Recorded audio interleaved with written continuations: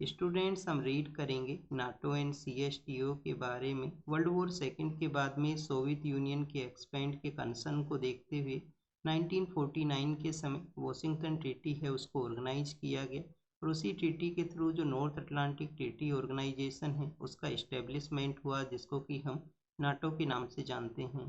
Present समय के अंदर इस ऑर्गेनाइजेशन के अंदर 32 मेंबर कंट्रीज इसका पार्ट हैं और लेटेस्ट जिस कंट्री ने ज्वाइन किया था उसका नेम है स्वीडन, जिससे रिलेटेड यूपीएससी ने आपसे क्वेश्चन है वो पूछा था। इस ऑर्गेनाइजेशन का जो हेडक्वार्टर है वो बेल्जियम का जो कैपिटल सिटी है ब्रसेल्स वहाँ पे सिचुएटेड है, जहाँ पे यूरोपियन यूनियन का भी हेडक्वार्टर है। और आप देखिए कि जिस वॉशिंगटन ट्रीटी के थ्रू इसको सेटअप किया गया उसी वॉशिंगटन ट्रीटी का जो आर्टिकल 5 है वो मेंशन करता है कलेक्टिव डिफेंस के बारे में, कि किसी भी एक मेंबर कंट्री के ऊपर अगर अटैक होता है तो अटैक ऑन ऑल के रूप से ये इसको कंसिडर करेंगे और सभी मेंबर कंट्रीज हैं उस अटैक को यहाँ पे डिफेंड करेंगे। 2025 के समय में नाटो का जो मीटिंग है वो हेग के अंदर में ऑर्गेनाइज हुआ था और वहाँ पे एक प्रपोजल है वो रखा गया कि आने वाले 2035 तक सभी जो मेंबर कंट्रीज हैं उनको अपने जीडीपी का जो 5% है वो डिफेंस के अंदर में कंट्रीब्यूट करना होगा। और फरवरी 2026 के समय आर्कटिक का जो रीजन है वहाँ पे सिक्योरिटी को प्रोवाइड करने के लिए आर्कटिक सेंट्री नाम का भी जो ऑर्गेनाइजेशन है उसको सेटअप किया गया। स्टूडेंट्स नाटो का ही मेंबर कंट्री है डेनमार्क, जिनके कंट्रोल के अंदर में आया करता है ग्रीनलैंड। और ग्रीनलैंड को आप देखिए कि यूएस ने अपने कंट्रोल के अंदर में सेटअप करने के लिए मेंशन किया था। और रिसेंटली जो यूएस इजराइल के द्वारा अटैक किया गया ईरान के वहाँ पे, तो यूएस ने बेसिकली एक प्रपोजल रखा था कि जो नाटो का फोर्सेज हैं या नाटो के मेंबर कंट्रीज हैं वो पार्टिसिपेट करें स्ट्रेट ऑफ हॉर्मुज को ओपन कराने के रिगार्डिंग में।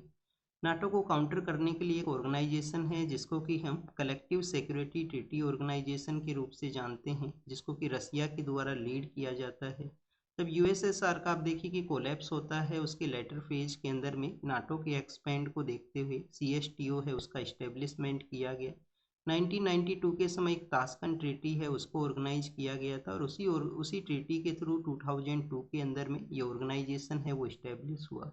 हेडक्वार्टर है वो कहाँ पे है? मॉस्को के अंदर में इसका हेडक्वार्टर है। कितनी मेंबर कंट्रीज हैं? 6 मेंबर कंट्रीज हैं। कुछ ऐसे भी कंट्री हैं जिन्होंने ज्वाइन किया था, फिर उनको सस्पेंड भी किया गया, जिसने उसने ज्वाइन किया और फिर वहाँ से विड्रॉल भी किया है। प्रेजेंट समय में जो 6 मेंबर कंट्री हैं जिसमें एक आर्मेनिया है, बेलारूस है, कजाकिस्तान है, किर्गिस्तान है, रसिया है और ताजिकिस्तान है। जिसमें आप देखिए कि जो बेलारूस नाम का जो कंट्री है जिसको कि एससीओ के अंदर में जो मेंबरशिप है वो प्रोवाइड किया गया है रिसेंटली।